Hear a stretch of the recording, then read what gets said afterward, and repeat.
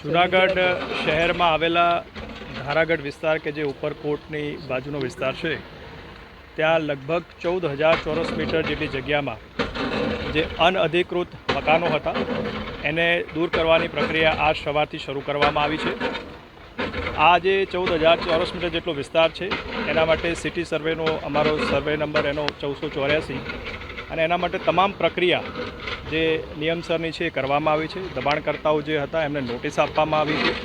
અને એમને પૂરતી તક પણ આપવામાં આવી હતી કે એ લોકોએ આ જગ્યાએ કેવી રીતે મકાન બનાવ્યા છે, પરંતુ કોઈપણ પ્રકારના એવા અધિકૃત ડોક્યુમેન્ટ એમની પાસેથી મળી આવ્યા ન હતા અને આથી આ પ્રક્રિયા પૂરી કરી અને અમે આજ સવારથી લગભગ 400 જેટલા અમારા પોલીસ અધિકારીઓ, 10 જેટલા જેસીબી, જિલ્લા વહીવટીતંત્ર, કોર્પોરેશન, પીજીવી સેલ, ફાયરની ટીમ તમામ સાથે રહી અને આ ચુસ્ત બંદોબસ્ત સાથે આજે દબાણ દૂર કરવાની પ્રક્રિયા હાથ ધરી છે અને આ પ્રક્રિયા જે છે એ આખો દિવસ ચાલશે અને આ દબાણ જે છે એ દૂર કરવામાં આવશે. આ દબાણ જે દૂર થયા છે એમાં અમુક અનઅધિકૃત વ્યક્તિઓના પણ દબાણો દૂર થયા છે, જેમાં એનડીપીએસ છે, બુટલેગર છે, એવા પ્રકારના લોકો હતા.